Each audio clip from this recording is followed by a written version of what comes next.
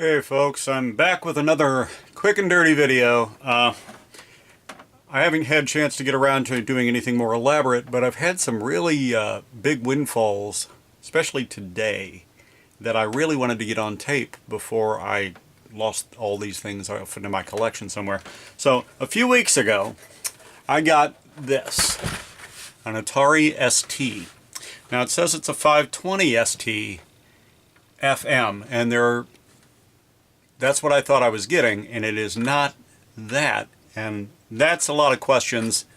There's a lot of questions there that I will get into later in a different video.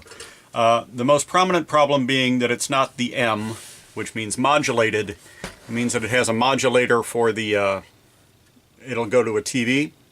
Unfortunately, it doesn't have that. There's nothing in there.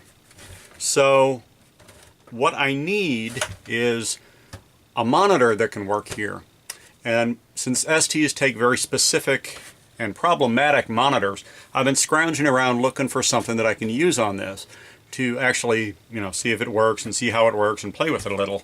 I'm looking for a monitor that has a 15.75 hertz horizontal scan, which is ridiculously, obscenely obscure, but there are some monitors, old monitors, that'll do it. There are some flat panel monitors that will do it outside of their normal spec range. It's going to be a task trying to find things, but I went to a local electronics store today, and I stopped off at Goodwill on the way. Picked up 3 DivX discs.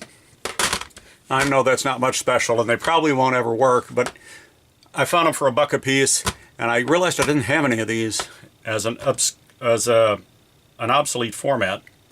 I thought I'd grab them just in case to see. I'm really interested to see if anybody's ever come up with a solution to crack these things and actually play them. So that was just one small find on my way to the electronics store. But now I've got a few of these, and we'll see what I do with them later, if anything. If there's anything to even be done with them.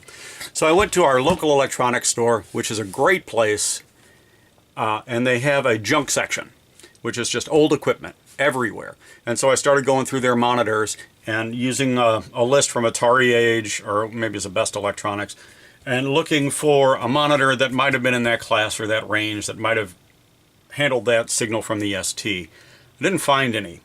But while I was there, of course, I walked through the junk section.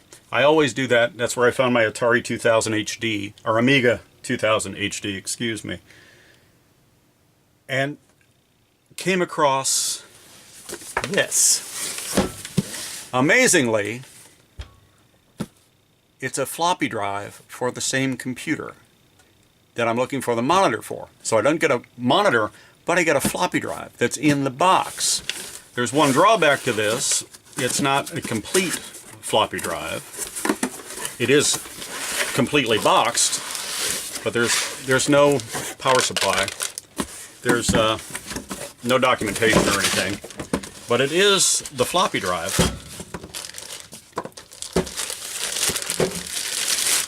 As you can see. But the problem is the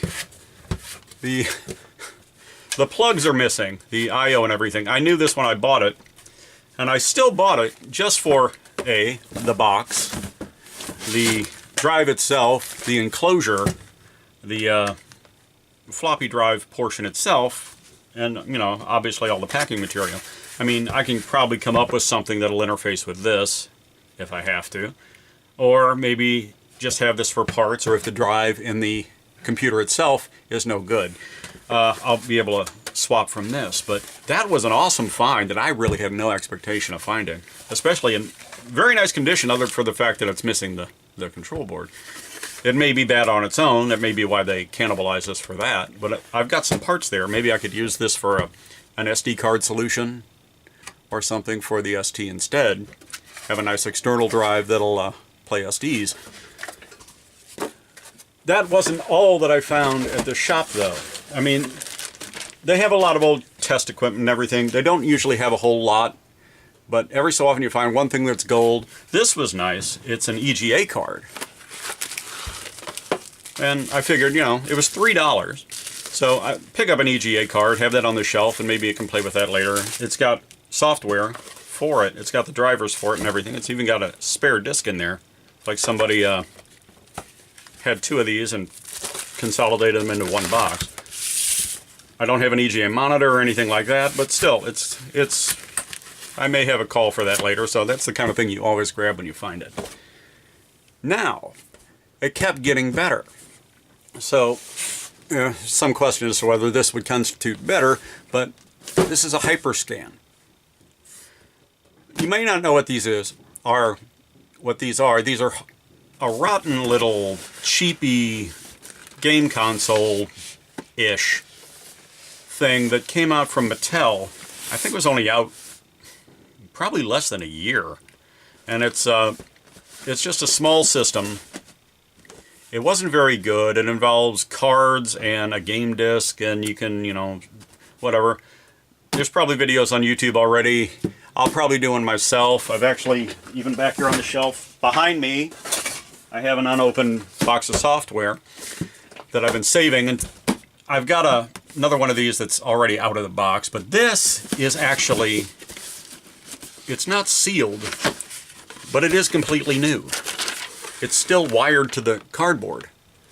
So I don't think anything's been out of here. It looks like it's still packed. Everything will be there when I finally get around to doing this. So I can't complain about finding that as an extra. I just threw that in as a bonus, considering I was finding good stuff.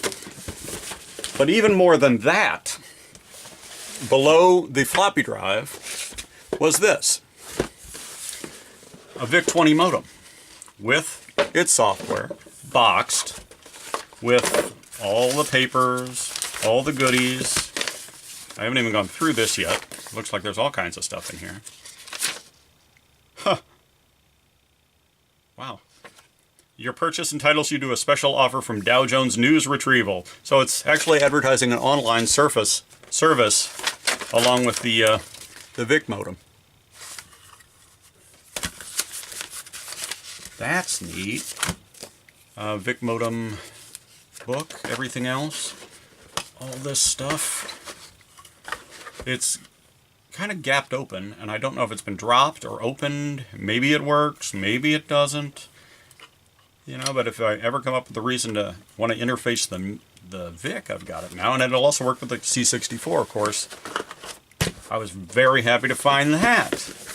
But that wasn't even all of it. What I wound up with just down the shelves, found this. The Atari trackball controller, which also appears to be new. I don't know that it's been out of here yet. There's some smoke damage or something here.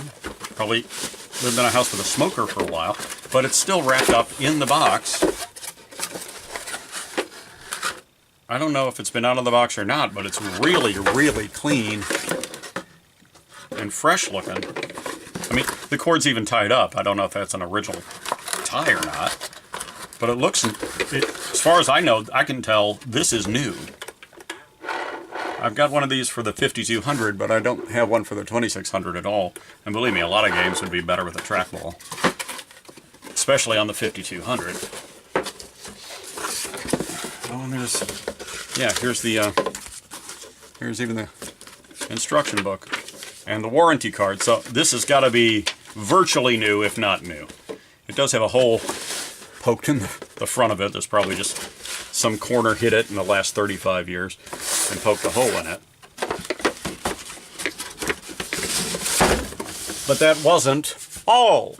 There was also wireless 2600 remotes in the box. New. They haven't been out of the box that I can tell. Same thing. Let's take a look at what we got here.